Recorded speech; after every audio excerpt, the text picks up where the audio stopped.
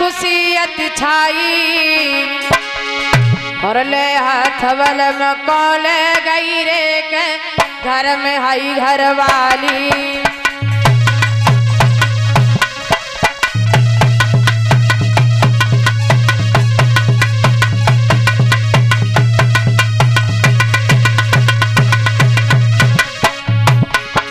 ले हाथ बल में कोले गई रे के घर में हाई घर वाली।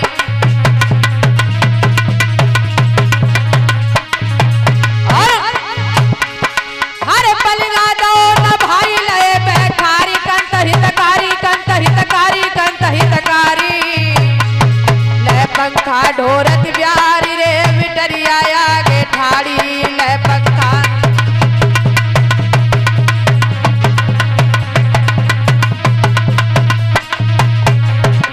लेकिन ध्यान रखना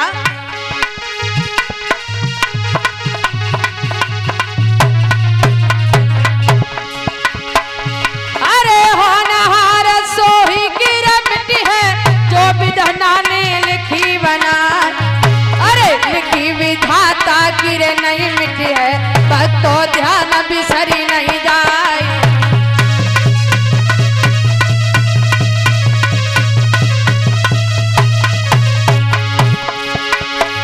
अरे विपत भाई घर घर टोले जाने किने धक्का दे जान।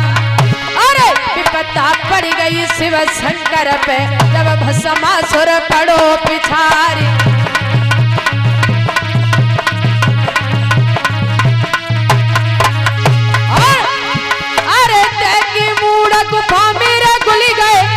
हरि बन गए नरसेना। अरे जो गिरधारी होते ना तो मिट दो वंश दिगंबर क्यारी।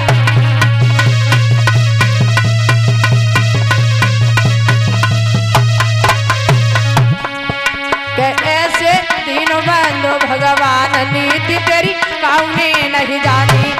ऐसे जग के पालनहार नीति तेरी काउने नहीं जानी।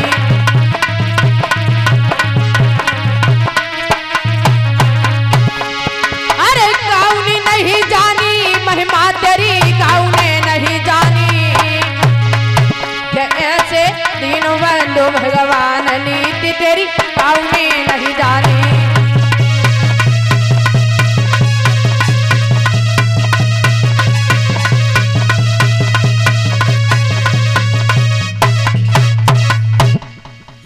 महारानी ने आता हुआ महाराज को देखा, बड़ा आदर सत्कार बड़ा सम्मान किया है। आइए महाराज आपका स्वागत। बड़ा सुंदर आसन डाल दिया। उसी आसन पर महाराज रेवतक को बैठा लिया। महारानी हाथ जोड़ करके खड़ी हुई, महाराज आप तो इस राज्य में चलाने में इतने व्यस्त हो चुके हैं और आपको ये भी खबर नहीं है कि आपकी बेटी विवाह योग्य है। महाराज रेवतक ने सुना, रेवतक ने देखा है कि हमारी बेटी विवाह योग्य है। रेवतक कहने लगे महारानी आप चिंता मत कीजिए, आज ही मैं इसके बारे में जरूर कोई विचार करूंगा। मैं रोजाना भगवान विष्णु की सभा में जाता हूँ और भगवान विष्णु से जाकर के पूछूंगा यदि उनकी नजर में कोई अच्छा सा वर होगा, अच्छा सा लड़का होगा तो उसी के साथ में मैं अपनी बेटी का विवाह कर दूंगा। महाराज रेवतक ने महारानी को समझाया।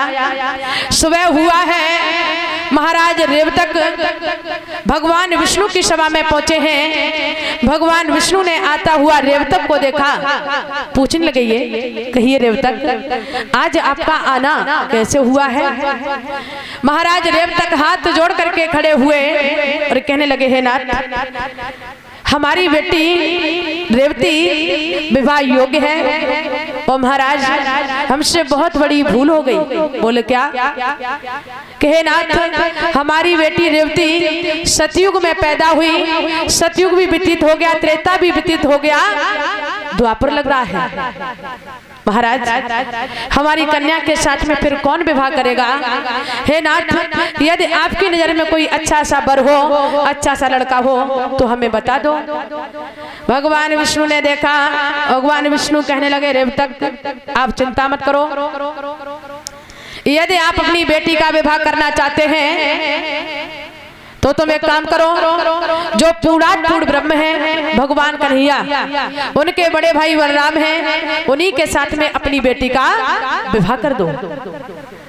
बताया है आज महाराज रेवतक को बड़ी खुशी हुई। महाराज रेवतक ने नाई ब्राह्मणों को बुलाया और नाई ब्राह्मणों को बुला करके महाराज रेवतक ने कहा है, जाओ हमारी बेटी का टीका लगन बलराम के लिए चढ़ा के आओ। नाई ब्राह्मण पहुंचे हैं तो जब बलराम को पता चला, बलराम इनकार करने लगे। कन्हैया ने बलराम को समझाया, कहने लगे हैं बलराम देखो, शादी आज नहीं तो कल नहीं तो परसों शादी तो करनी होगी, इसलिए आप ऐसा कीजिए, आप इस शादी को स्वीकार कर लो। कन्हैया के कहने पर बलराम ने शादी को स्वीकार किया है। बोले वृंदावन बिहारी लाल की, बोले राधा कृष्ण की। तो श्री सुखदेव जी बोले हे राजन परीक्षित, आज कन्हैया के समझाने पर बलराम ने शादी को स्वीकार किया। बड़े विधि विधान से आज रेवती का टीका लोगन बलराम के लिए जब चढ़ा है, बड़ी खुशियां मनाई जा रही हैं। महाराज रेवतक ने सारी नगरी को दुल्हन के तरीके से सजवा दिया। बताया है नंद बाबा भगवान कन्हैया सभी ग्वाल बाल बड़े प्रसन्न हैं।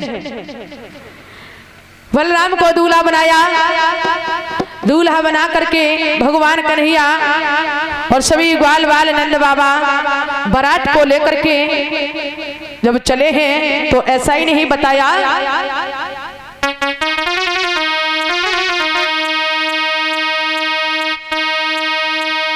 कि घटा छाई रही नभ में, कि घटा छाई रही नभ में और परना सैर करे रे बागन में। घटा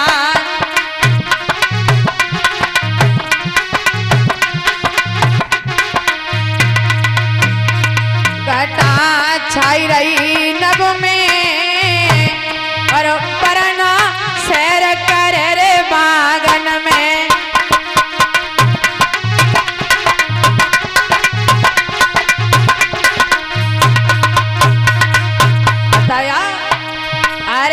सिर बरना के सेरा सोवे, सिर बरना के सेरा सोवे, अरे सिर बरना के सेरा सोवे, सिर बरना के सेरा सोवे और कंगना हाथन में करना सैर करे रे बागन में। कंगना हाथन में बरना सैर करे रे बागन में। घटा छाई रही नभ में बरना सैर करे रे बागन में। घटा छाई रही नभ में बरना सैर करे रे बागन में। और अरे कमर बरना के फेटा कटारी, कमर बरना के फेटा कटारी, अरे कमर बरना के फेटा कटारी, कमर बरना के फेटा कटारी।